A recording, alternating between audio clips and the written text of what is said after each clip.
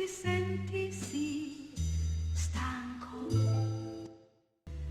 che ti senti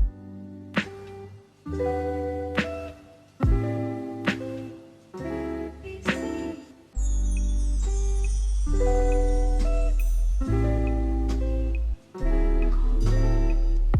When I am called to do a shower remodel, in this case it's a remodel, but it is forced remodel, and I say forced because the shower is leaking.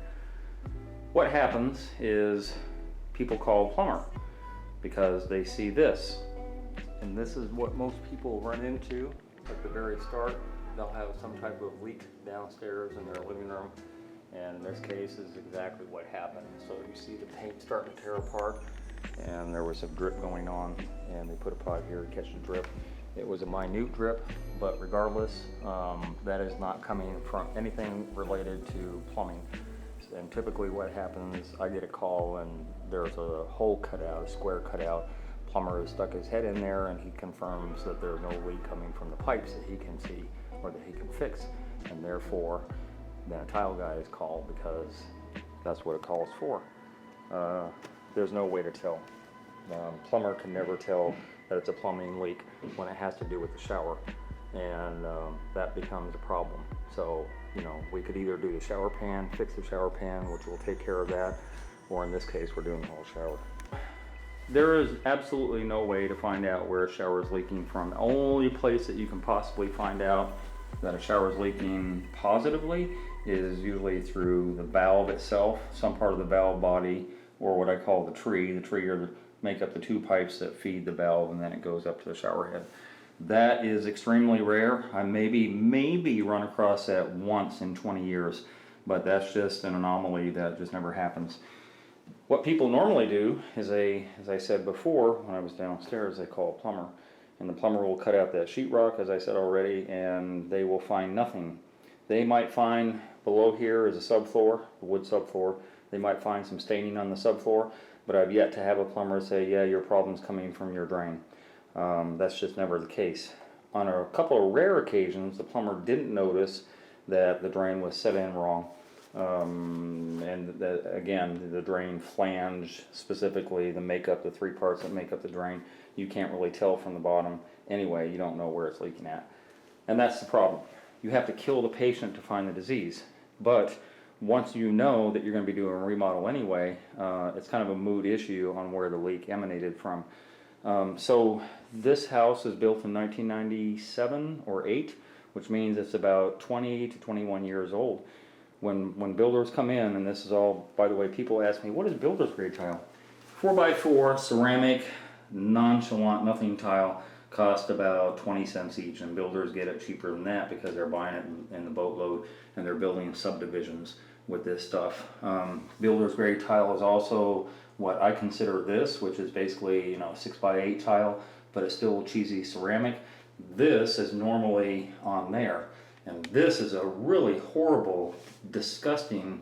I can't even believe that builders are allowed to do ceramic tile on a floor, builder's grade ceramic specifically, because I know they're not sealing the floor pan, which would kind of make it innocuous at that point, but it's not. Ceramic tile has what I call little, see that? I can take out the grout 20 years later. And this grout is minuscule at best. They have little bump outs, what I call ears, and the two ears matches up to each other, and it creates a 1/16 of an inch grout line. So you cannot get sanded grout in here, nothing durable. So this grout eventually pops out, and have unsanded grout in a shower floor is absolutely ridiculous. So what that will do is it will create the floor to be wet, saturated, and you'll get mold and mildew at the perimeter like they did back in that corner. And then you'll do some bleach products, and the bleach products will work for a week or two, and then you get mold and mildew again. In this case, it looks like the shower pan is actually cracked. Right along this line here, you have some of the tile raised up a little bit from there. Because it's been wet and saturated for the last 20 years, it has finally kind of given up the ghost and cracked. Is that the cause of the leak downstairs? More than likely it's not. There's a lot of little, for example, this tile is cracked. Water definitely, because the shower head is right up there. Water definitely is beating on this, and there's been a little caulking that's been done over the years. but water is still getting possibly through that crack and through all the little cracks in the grout line. As you see, you know, buildings, any house moves and shifts minutely over the years, but still enough to where the grout doesn't stay intact. Everywhere you look in this shower, you're going to find grout popping out, and part of that inherently is the makeup. Look at that big giant piece out. Inherently is the makeup of the tile. This is just a horrible, disgusting tile to ever use in a shower. I would never recommend it for any shower, but that's what builders do. So again, grout lines along here, there's little cracks where the grout was, and there's still some intact, but it's enough crack to allow water penetration. And then inherently, again, they're putting these bullnose pieces and doing a cut on there, but in between there, water can still penetrate in here and get through this area here. Even though they profoundly sloped this, which I don't see very often with builders, water still gets up under this rail, and these tile will never match. Guarantee when I take this off, there'll be a sliver tile going along here, and then there'll be a couple grout lines after that, and water's getting in there. So see that? That's just horrible. And when they built this shower 20 years ago, the shelf life kicked in. And, you know, it's pretty typical. Sometimes I get them where they're 30 years. You know, people do things to mitigate all these issues, and they do caulking, and they do sometimes painting of tile walls, and that saves some time. But eventually it's going to fail, and this one did fail. It failed minutely, but it's enough that if they didn't do anything proactive like they're doing now, it would be a bigger, nastier problem than what they have. So this is atypical of the type of work that I do on a day-to-day basis. You know, hey, the plumber says there was no leak, and so we got to find out where the leak is. But in the meantime, it doesn't really matter because you got to take out the shower, so one begets the next. In this case, it was twofold. They wanted new tile. They wanted to upgrade to something better, but also it failed. Where it failed, no one knows. When I do the tear out, it's like a forensic type of thing. When I do the tear out, I will find out what the cause was, but it doesn't really matter because at that point the tear out's done. More than likely, it's the curb. More than likely, that 3 2x4s that's in that curb are rotted out for that reason that I just mentioned here, but also a lot of builders don't wrap their curb with their liner. A lot of builders put nails or screws below their pan level, which allows water to get behind the wall. And incrementally over 20 years, it caused that little leak that we have downstairs. Anyway, it is what it is, and I'm in the process of doing the demo.